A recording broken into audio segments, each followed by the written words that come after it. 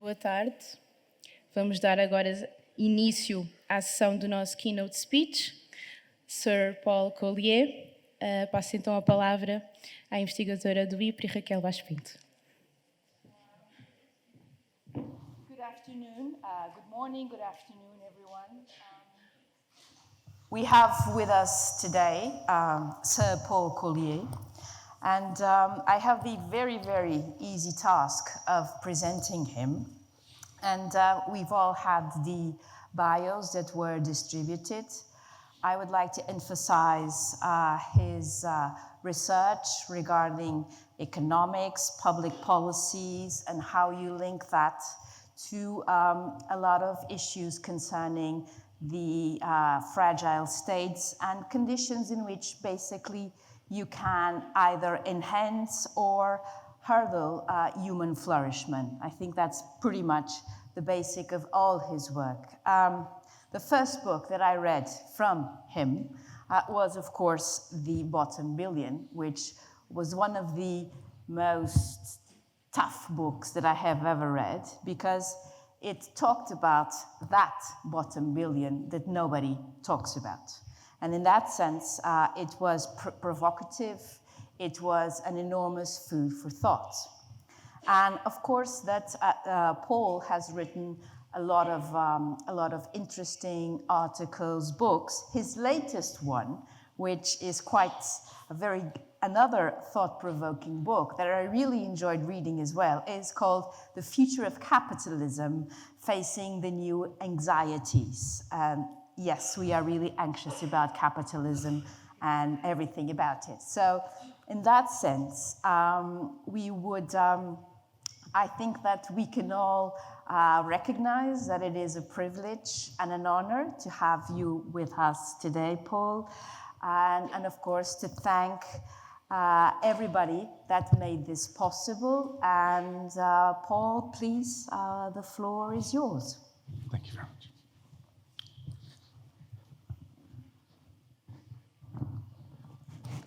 Well, first of all, the honor is mine. I'm very proud of an organization like the G7+, which is the countries that really matter, built on the principle of the poorest countries need to find their own voice. I'm very proud that they've chosen to invite me to speak. And the first premise of everything I'm going to say is that you've had quite enough of foreigners, including me, right? There is no escaping the fact that you faced your own problems. Each country is somewhat different, and you have to do your own thinking. And there's only a modest amount that any outsider can contribute. So everything I say is in that spirit.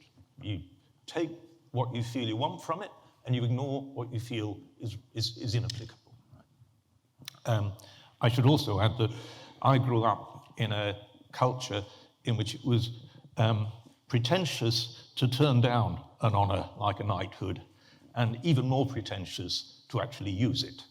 And so my rule is you can call me Sir Paul Collier when I'm dead.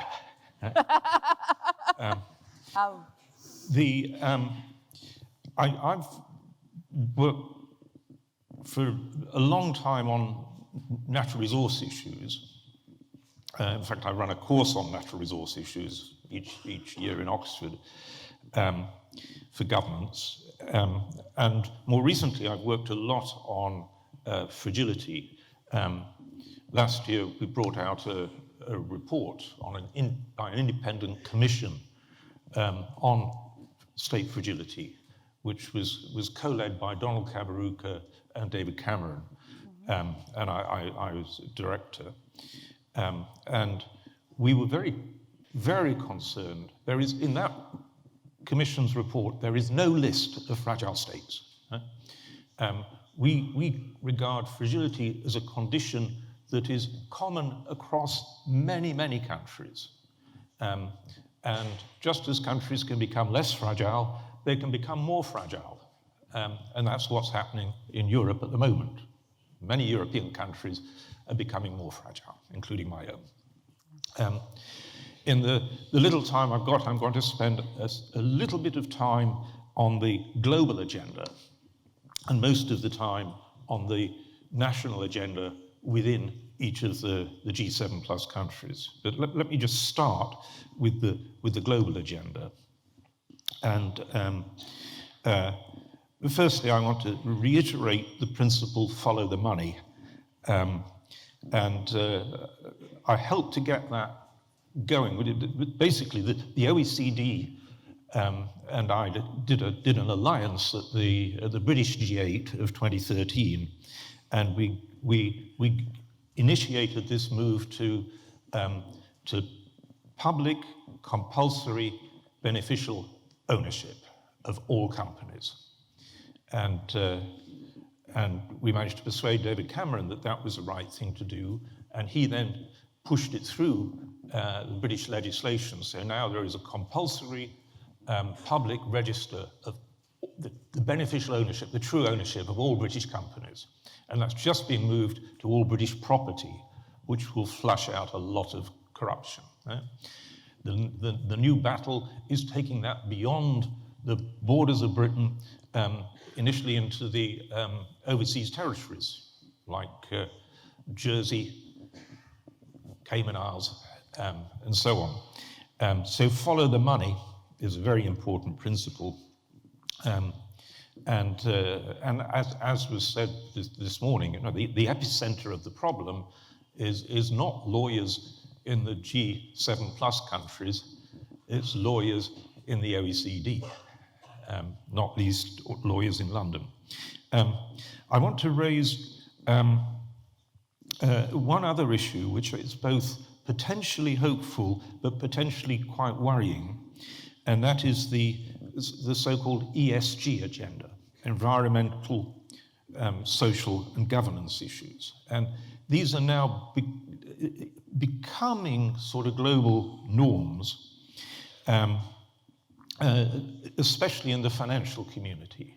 So this year, there's been a big increase in the number of big investment funds that offer what they describe as ethical portfolios, which are compliant with some sort of ESG standards.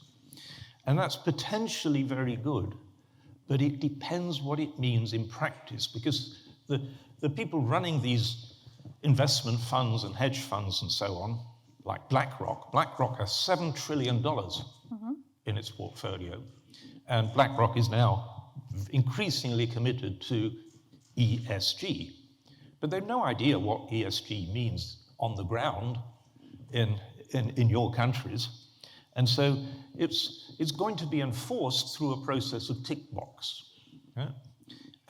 Fund managers just saying, all right, it's ESG compliant, this portfolio, because we don't invest in the following things, right? And there's a danger at the moment that ESG is going to come to mean no carbon emissions and no risk of corruption.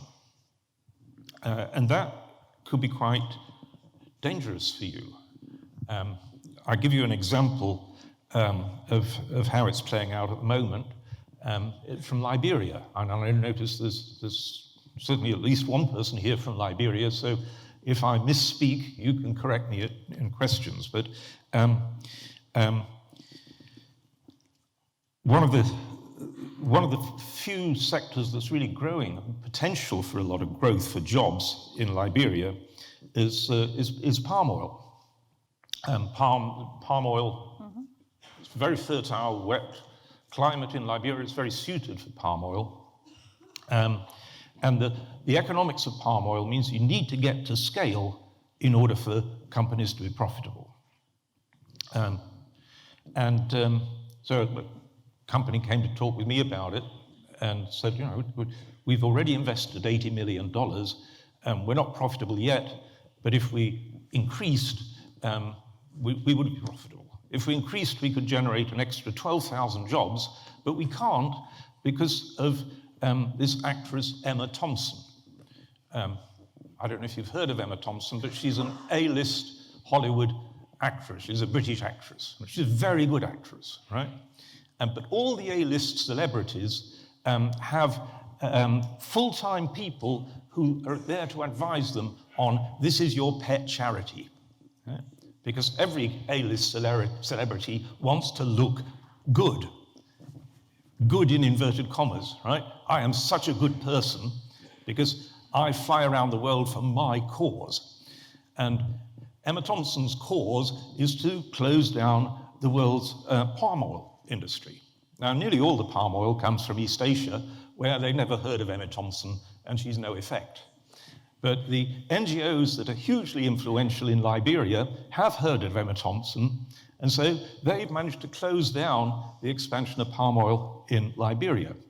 I don't imagine that Emma Thompson could find Liberia on a map, but she has had the effect of closing down 12,000 jobs in Liberia in the name of environmental, social, and governance, right? So just be careful. It seems to me that what matters for G7 plus countries in ESG are basically two things. One is companies should pay proper tax. That is vital. Right? Every company should have proper, transparent information on tax paying. And two, they should be generating jobs, because you desperately need more jobs, proper jobs, decent jobs. Right? Those are, to my mind, in your countries, the things that really matter for ESG. Frankly, how much carbon Timor-Leste emits is completely unimportant. How much carbon China emits, how much carbon Australia emits, how much carbon Germany emits, that Germany is the dirtiest carbon emitter in the whole of Europe, right, because it's got the strongest Green Party, how much carbon Sweden emits, digging out its brown coal and selling it to Germany, how much carbon America emits, they're the big carbon sinners. But the danger is that they'll use ESG to close your carbon emissions down well before they close their own emissions down. Right? We see that playing out, for example, in the African Development Bank, where the African Development Bank can't approve anything to do with coal. And who's voting for that? The delegates from America, Germany, Sweden, Australia, who are digging out coal as fast as they can manage. You know? So anyway, so that's enough of that. But that's the global agenda. You need to have a strong voice on what ESG means and what matters for you. Don't rely upon Emma Thompson's goodness advisor and her ilk, because they've no interest in you. They just want to get the ratings up for their Hollywood stars, right? Okay, now let me turn to the really serious business of what you can do in your own countries. And specifically with respect to the fragility of natural resources. And so it's just about 4 issues that I want to raise. One is that when you start to discover natural resources, you need to resolve the issue of the ownership of those resources as fast as possible. And the world's best here, in my view, is Seretse Khama, the founding president of Botswana. And when De Beers company came to him and said, we'd like to prospect for diamonds, there's diamonds in the neighboring countries, there'll probably be diamonds somewhere in your country, don't know where they are, can we prospect? And so Khama, with incredible political intelligence, went round all the clan leaders in Botswana and said, we've probably got diamonds, we don't know where they are. They could be under your clan, they could be under your neighbor's clan, right? Don't know. You tell me what rule you want. We could have a rule which says, whichever clan finds it, they keep it. Right? Or we could have a rule which says, whichever clan finds it, we're all Botswanans, and the diamonds revenue belonged to all of us. Right? Which would you like? I'll do whichever you want. Right? What he was doing, those of you who are familiar with moral philosophy, he was using John Rawls' principle of the veil of ignorance. And there really was a veil of ignorance until you discovered where they were. And sure enough, all the clan leaders thought about this. And the nightmare was that your clan didn't find anything, but the neighboring clan did. Right? And the best way to avoid that was to say, never mind where they're found, we're all Botswanans, the diamonds belong to all of us. And that's what all the clan leaders did. And so Karma said, right, that's the rule. That's the rule. Wherever we find them, they belong to all of us. Now, that was a hugely smart and ethical principle. It was particularly ethical because De Beers had told him that we think there are diamonds under your own clan. Yeah? And so Karma put the interest of Botswana ahead of his own personal interest. He was a clan leader. So that was how to do it. If you want to look how not to do it, look no further than my own country, Britain, which in 1964, we started prospecting for oil. And we found it not on shore at all. We found it way out in the North Sea. Half of it was so far out in the North Sea it belonged to Norway, but half of it belonged to us, right? And Britain is a very highly centralized state. It's been a union between England and Wales and Scotland for 300 years. So it was just automatic that all the money went into the Treasury. But there was a little political party called the Scottish Nationalist Party, which was headed by a poet and had no MPs at all. But as soon as oil was discovered, most of it seemed to be off the coast of Scotland. And so this little party started saying, it's Scotland's oil. And they kept saying that for 40 years. And the more they said it, the more Scots thought, oh yeah, maybe it is. If we say we're Scottish, not British, then it's ours, all this loot. And so by the time we basically exhausted the oil, which was 2014, 45% of the Scottish population had voted to secede from Britain. Right? So that's how not to do it. Right? And Karma is how to do it. Right? If you've already discovered your resources, and they're somewhere and not everywhere, which is always the case, so it's too late to do behind the veil of ignorance, what do? And then it's a matter of face reality. How much have you already built a sense of shared identity? If the first time people discover that they're part of a country is to say the resources in your part of the world, in your part of the country don't belong to you, that won't play very well. Right? And so there has to be a matter of realism. And we see that in some countries, there's a sufficiently strong sense of shared identity already, as in Norway, that you can say the oil belongs to all of us. In Nigeria, there wasn't a sufficiently strong sense of shared identity to say all the oil belongs to all of us.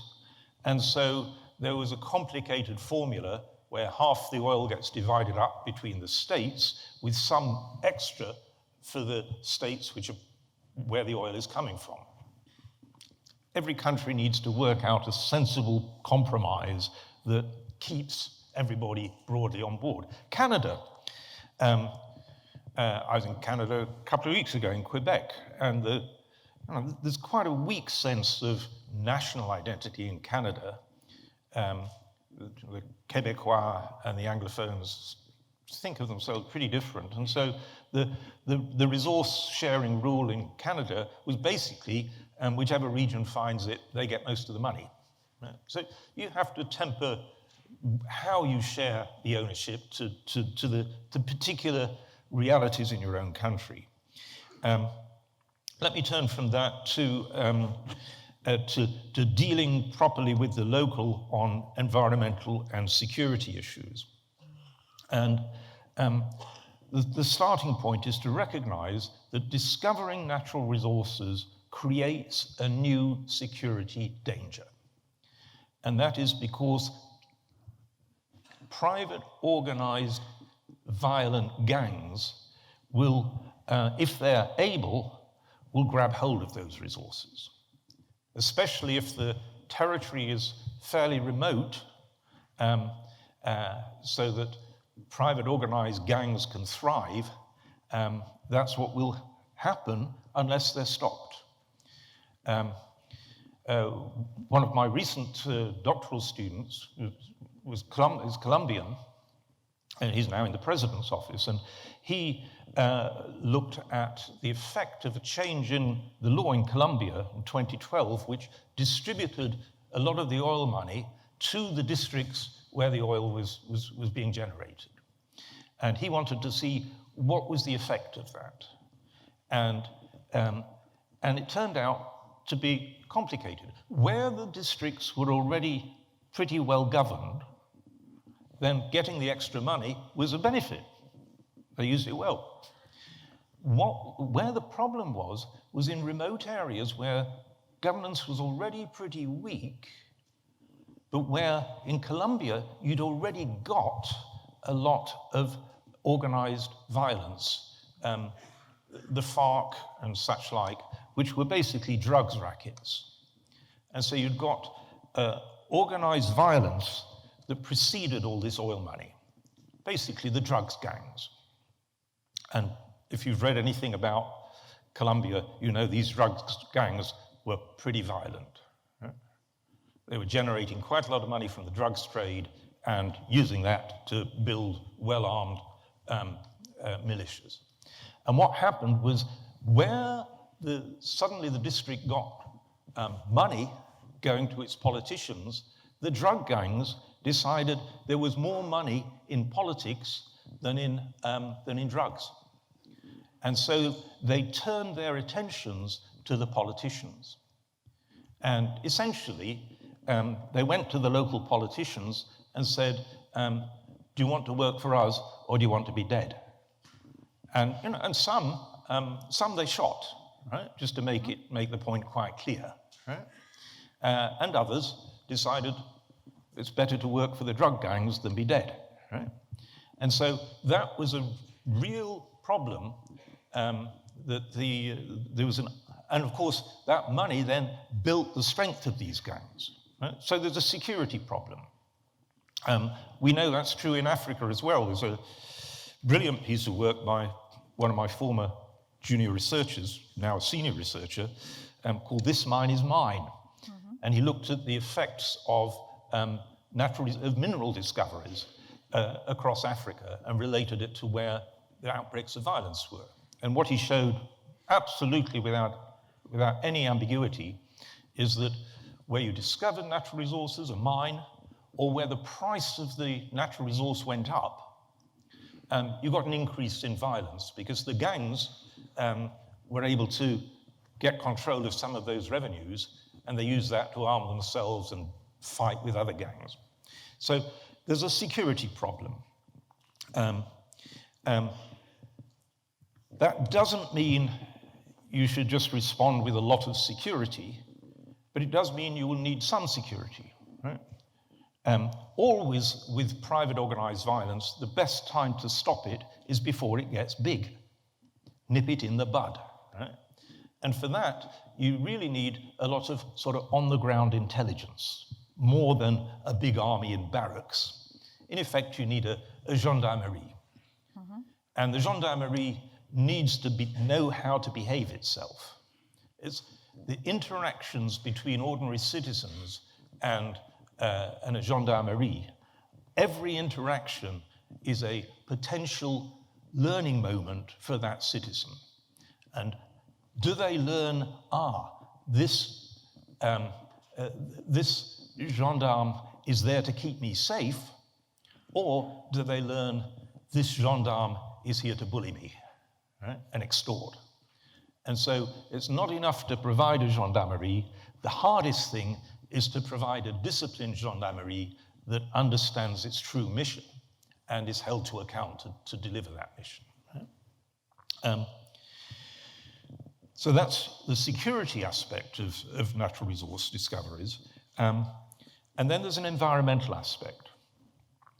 If we compare the oil spills in the Gulf of Mexico and the Gulf of Guinea, they've both had pretty bad oil spills. In the Gulf of Mexico, BP is the most famous oil spill, and the first thing BP did was to spend $500 million on hiring independent assessments to work out who had suffered what damage. $500 million, not to provide compensation, that turned into 20 billion, but just $500 million to try and find out the truth. Who'd suffered what, right? Why was that? Why did BP recognize that was a vital investment? Because in America, you're subject to this utterly murderous legal system. When I lived in Washington, the back page of the phone book had a smirking, besuited, slick lawyer saying, "I will sue your doctor." Right? And that's, as it were, the culture.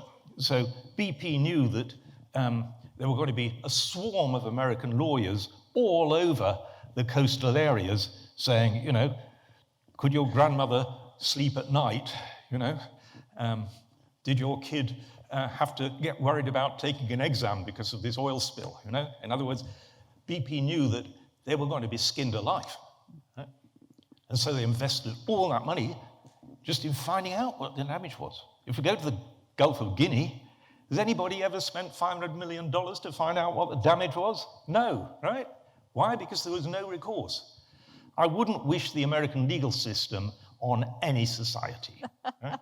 But I do think it's necessary to build a proper, trustworthy system of compensation that local people understand and do trust and use, right? Otherwise, you get what happened in the Niger Delta. Yeah? The Niger Delta started with environmental damage that was neglected. And so people took the law into their own hands and, you know, blew up oil pipelines or kidnapped oil workers and said, unless you compensate us for the environmental damage, you know, you'll suffer more of this. And so then at that point, the oil companies paid up. And of course, after a while, it occurred to people, why wait for the environmental damage? Why not just kidnap people and blow up oil pipelines anyway, right? So it became an extortion racket.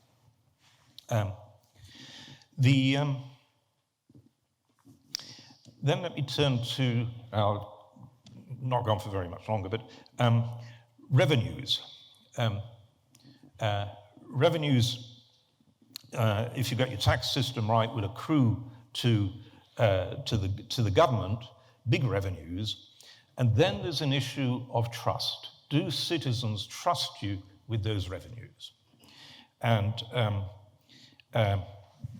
again, I'd defer to the gentleman from Liberia, but President Ellen Johnson Sirleaf, who's a good friend of mine and I admire enormously, when it looked as if Liberia might discover oil, she faced a problem. Liberia has a high incidence of corruption, and she wanted to set up a national oil company, and she wanted it to be trustworthy. She wanted it to have integrity. And so she was worried, who could she appoint that she could really trust to have integrity? And she chose a person she knew she could trust, and that was her son. She trusted him, but it wasn't a very wise move because think how it looked to the population. Right? What it looked like to the population was that she was, as it were, keeping oil in the family. So she sent her son to me to learn about natural resource management, and I taught him. And at the end of my teaching, he said, "I got it. I know what I need to do now." And I said, "What's that?" He said, "I need to resign." And he flew back and he resigned. I didn't tell him to resign. I just explained to him the need for building trust. But I think he did the right thing.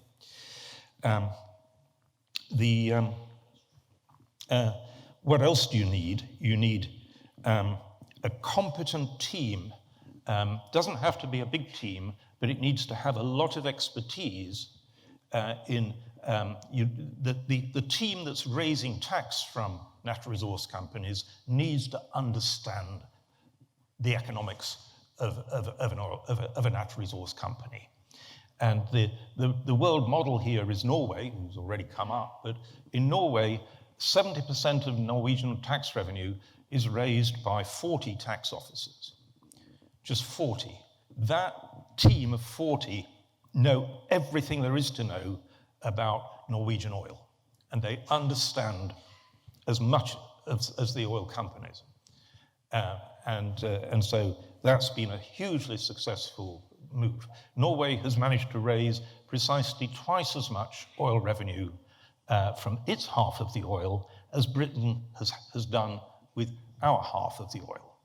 The oil's divided perfectly equally, but they've got double the revenues that we've had, right?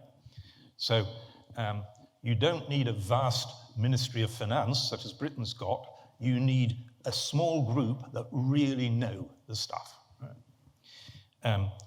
One of my former students, Ali Reedhead, is a young woman who's specialized on this, and I'm very proud that she, last year, got into the top 50 tax experts in the world list.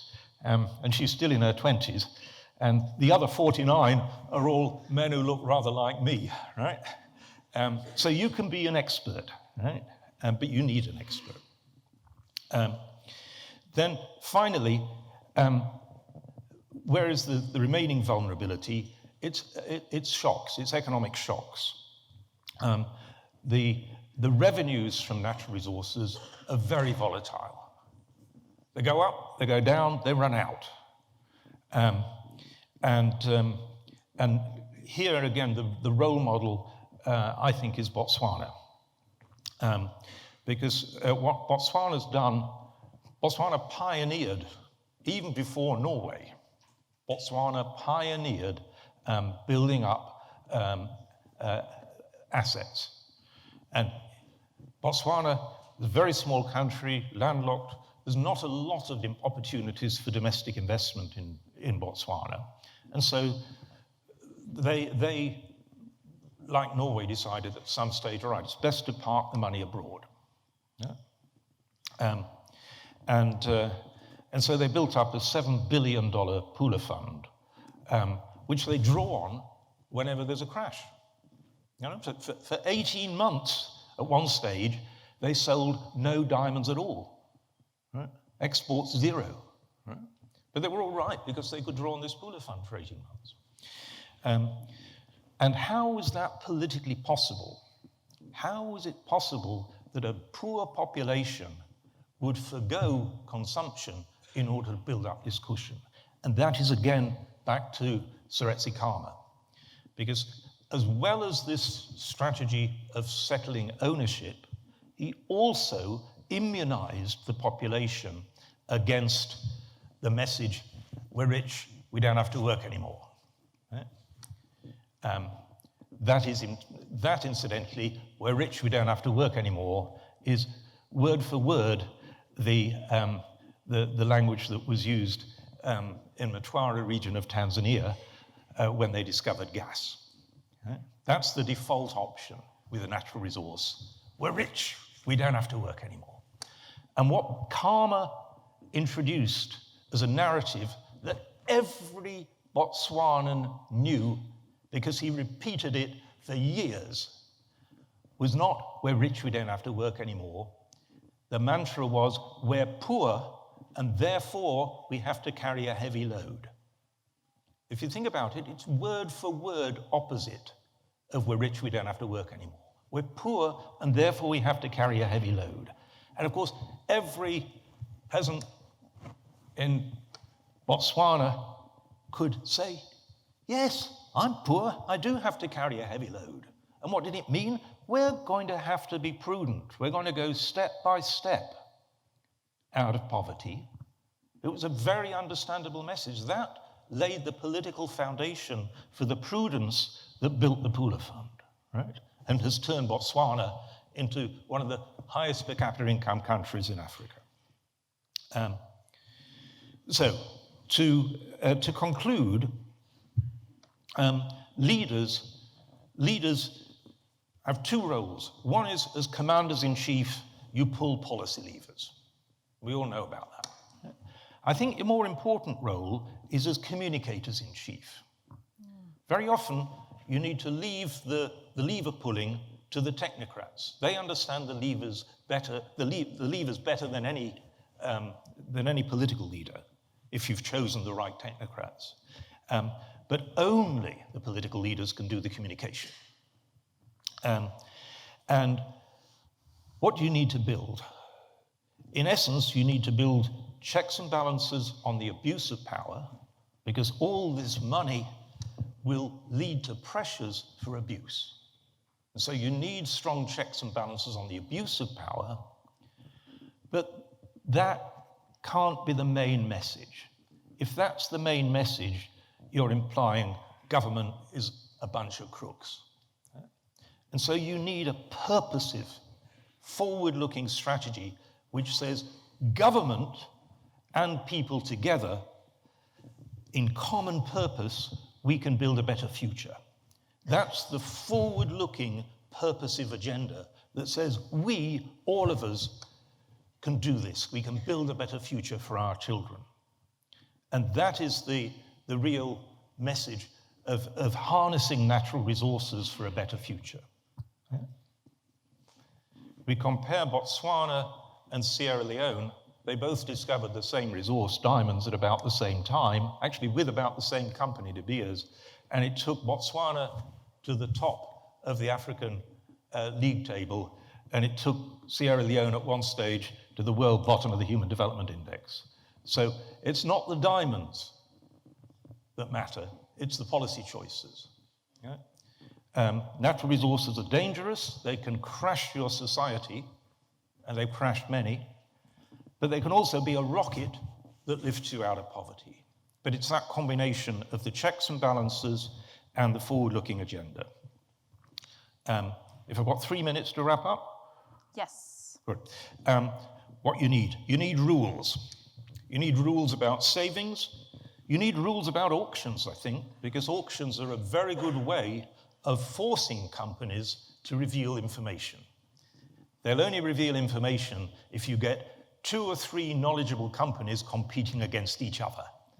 They know more than you, but they know they don't know more than the other companies. And that flushes out valuable information. So rules about saving, rules about auctions, rules about transparency. Who's the transparency for? Not the world, it's for your own citizens. Right? You've got to build the trust of your own citizens.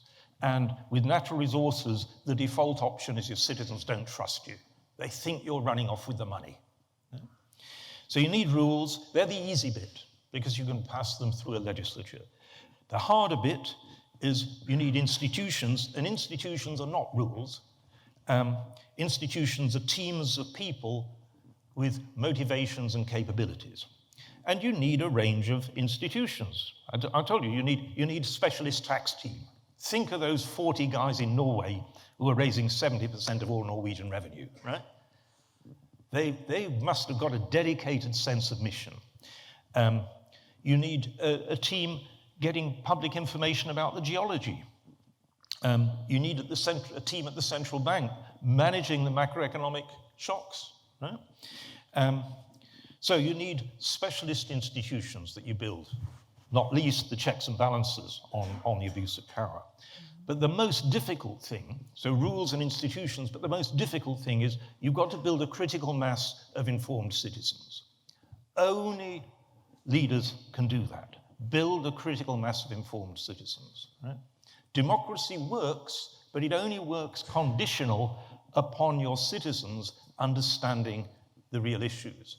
Natural resources are complicated. Right? The typical structure is this generation is the stewards who are the custodians of natural resources that have been there forever, but at the end of a generation will be used up. And this is the generation that's going to take these resources from under the ground and put productive assets on top of the ground. Right? And the whole citizenry needs to understand that. Right? It's perfectly possible to communicate it. Governments sometimes tell me, oh, we can't, people think short term. In my experience, it's actually governments that think short term, because in 2 years they've got an election coming up.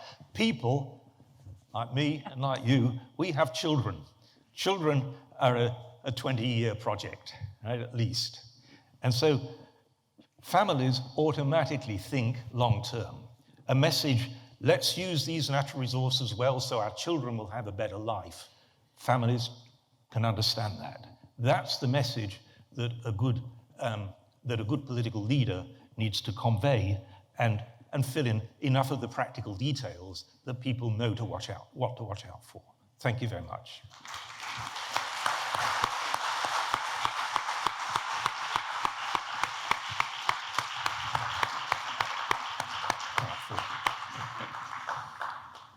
Thank you very much, Paul. I will not call you sir one more time. The floor is open. Could we have questions from the floor, please? Gentleman over here, please. Could I ask you to briefly just state your name and address the question, please? Thank you. Thank you, Paul, for your very comprehensive of the provocative problems and questions along the line in the books. And I'm Chon Manak from Cambodia. I have a question for you. From your experience up to present day, in what manner would you do to harmonize the individual interests and for the benefit of a country within a nation, and then this to be scaled up across regions? Thank you. Okay. Do you want to do one? Yeah, let's do 2, 3. Okay. The youngster there.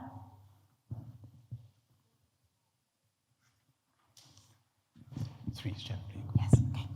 Okay. Good morning. My name is João. I'm an undergraduate student of Political Science and International Relations. And thank you very much for your speech.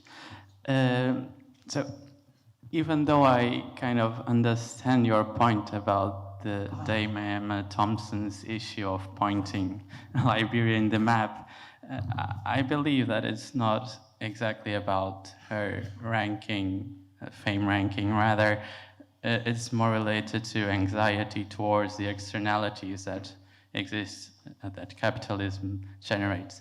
But anyway, my question is towards the CO2 industry. And what you pointed out is that the Western countries, US, Europe, or even China, are the ones who pollute the most and are the ones who emit the most CO2.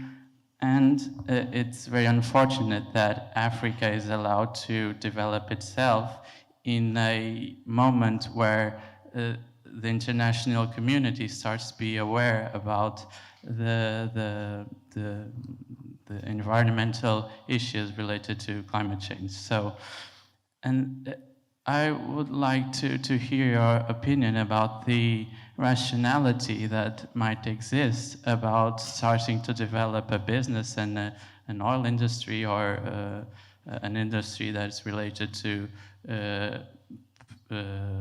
coal or oil, and because those African countries are the ones who are going to be most damaged because of the climate change. So what's the long-termism rationality and not the short-termism rationality behind this kind of economic decision.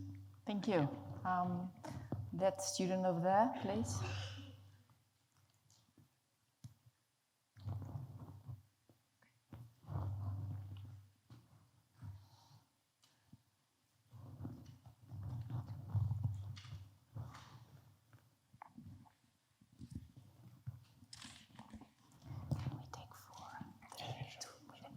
Muito obrigado.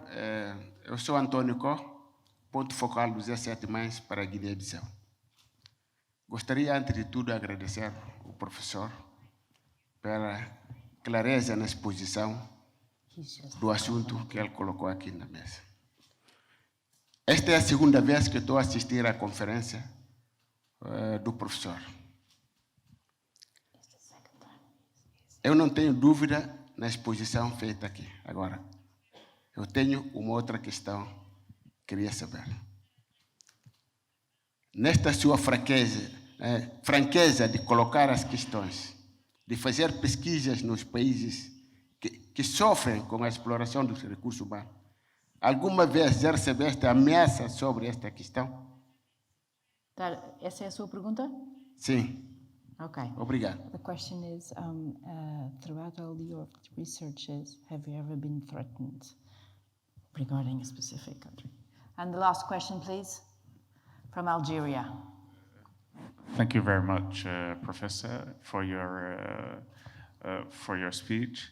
I would like to ask you about how could third world countries and developed countries establish a system of transparency to manage their natural resources, and which is mostly important for third world countries and developing countries because their political structures and economic systems are not that developed compared to developed countries. Thank you very much. Okay, thank you very much. Please, Paul. Yep, thank you for those questions. Let's start with the gentleman from Cambodia and the conflicts between individual interest, national interest, regional interest.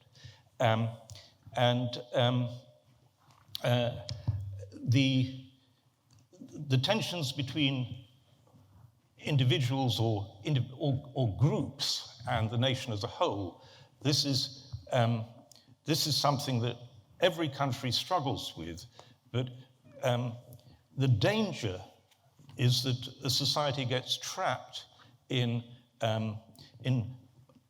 oppositional identities between groups, where the narrative is, my group is poor because of what your group did.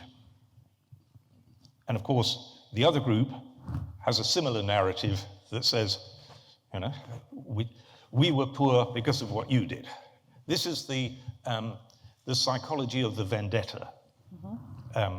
We know it at the individual level, how it played out between families in Sicily. But in a lot of societies, it plays out at a larger scale between groups. It's a backward-looking agenda of group grievance, and every group wants to see itself as a victim of some other group. And the trouble with that is it's a trap. And the way out of it, in the end, is a common forward-looking agenda, which says, if we all do this, if we all make this sacrifice now, we can build a better future together. One of the politicians who best did that in my lifetime was Lee Kuan Yew in Singapore. It wasn't about natural resources, but when he came to power in 1961, Singapore was very corrupt, and it was bitterly divided, 3 different races that hated each other, and 2 different ideologies, communism and democracy. And so you've got an ideological divide, and a race divide, and a deep corruption, because everybody was in it for themselves in the end. And like many politicians, Lee Kuan Yew came to power on a message of, I'm going to be against corruption. Which politician doesn't, right? Say that. And then Lee Kuan Yew was a poor man, but he depended to win the first election on on one financial backer. Right? You're my financial backer, I'm Lee Kuan Yew. And, and then I reward you with some position of influence. And then to my horror, I discover that you are abusing this power, you're being corrupt. Oh my God. So what do? Do I whisper in your ear and say, stop it?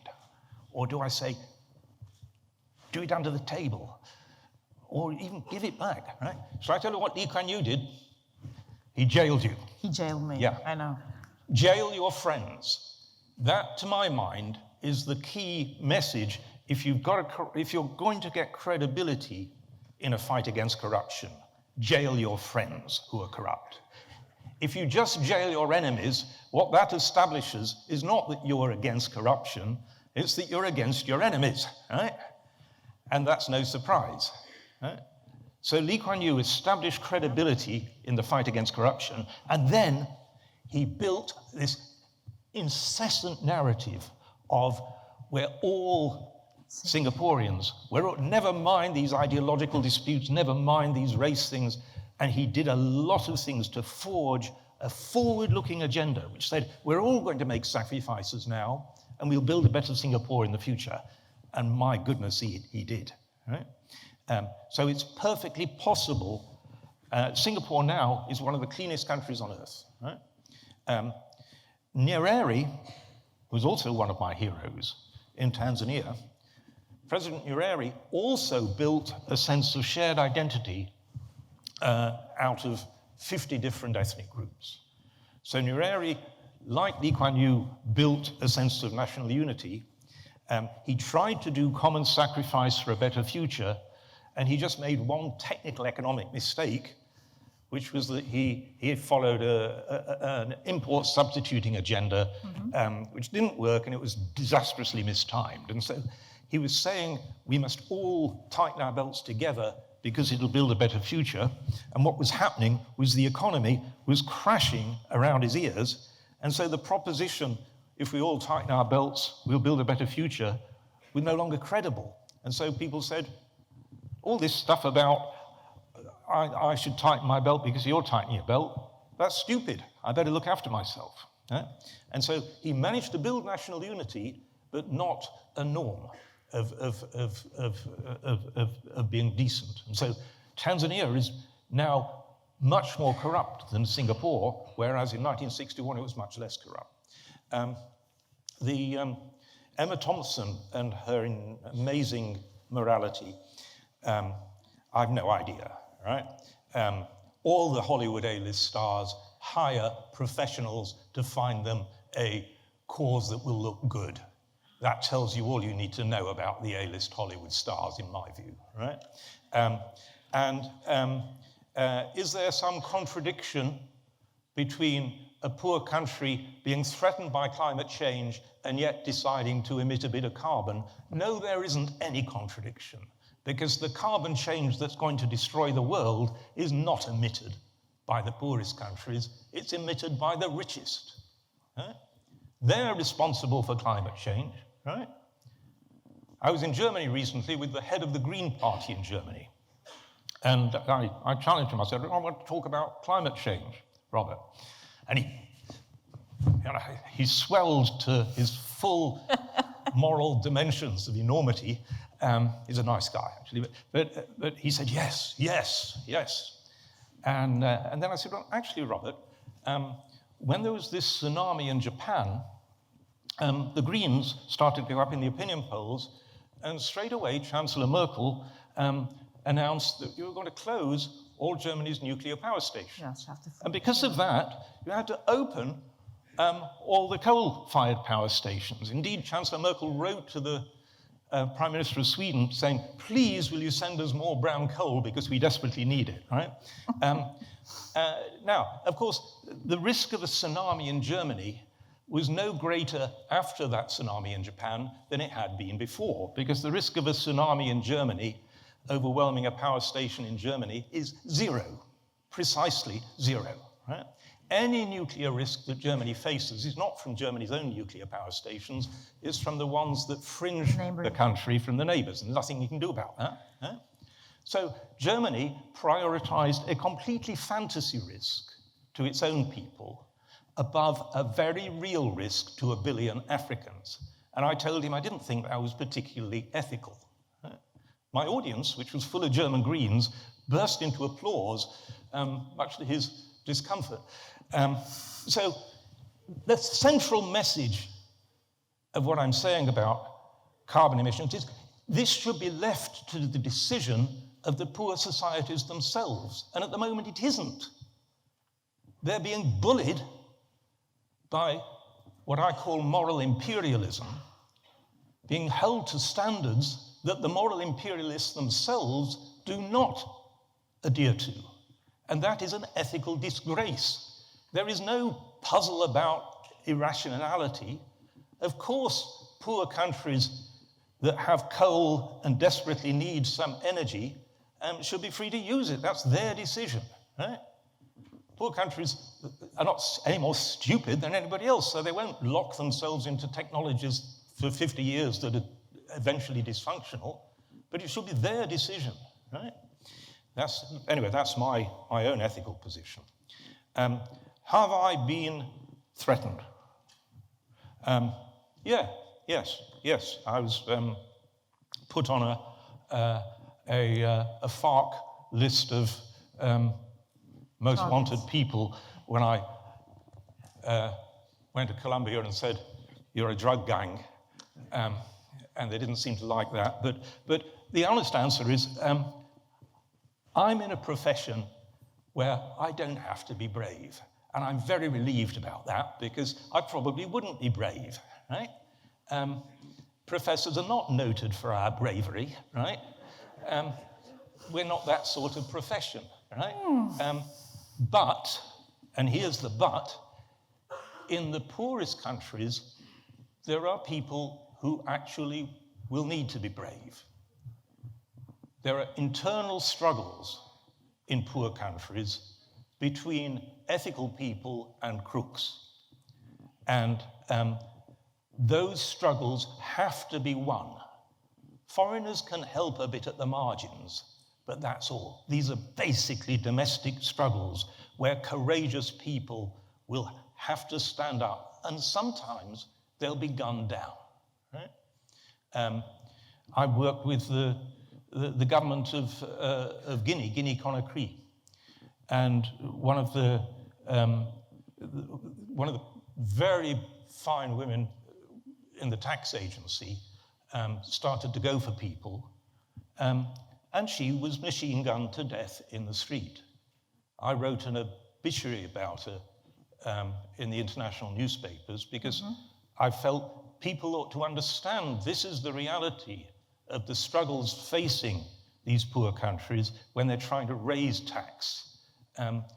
People don't like paying it, and they're crooks, and they resort to bad methods. But those struggles have to be won. We in the West should be doing everything we can to help those struggles, but fortunately, it hasn't required me to get machine gunned, right? And if it did, I'd probably be scared, right? And the final question was transparency on how do we build international transparency on natural resources? And I want here to say yes, but, and again, don't misunderstand me. Transparency really, really is important, but it shouldn't be our only or even our central message, because there's a danger that if the only message is transparency, it suggests that governments are basically crooks. Right? Why do you need transparency? Because these guys are crooks. Right? Why do we need transparency? Because only with transparency will citizens come to trust their government. And why is that important? Because governments have a vital role to play in using all these resources to transform their country, and they can't do it unless they're trusted by citizens. And so transparency is an input, a necessary input into this positive, purposive role of government. Yeah? You remember Ronald Reagan in about 1980 saying government's the problem. He was completely and utterly wrong, right? And he still is, right? Government is vital, and nowhere more vital than in harnessing these resources for a better future, like Botswana did. Right? Botswana minus government would still be dirt poor. Right? I tell my libertarian friends in America, if you want to live in a society without government, you don't have to struggle for that in America, although admittedly America's doing a pretty good job of heading that way. You could move to Somalia. There's society without government. You know, you can experience paradise right now, right? So government has a very important role. Transparency empowers government. It's not the scrutiny of government, it's the empowerment of government, because a government which embraces transparency builds the trust that's needed. Thank you. Thank you very much.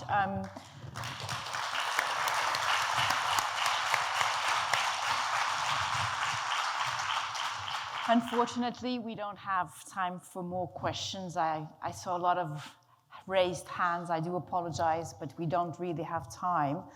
I would just like to finish with a paragraph from The Bottom Billion, which was written almost 12 years ago.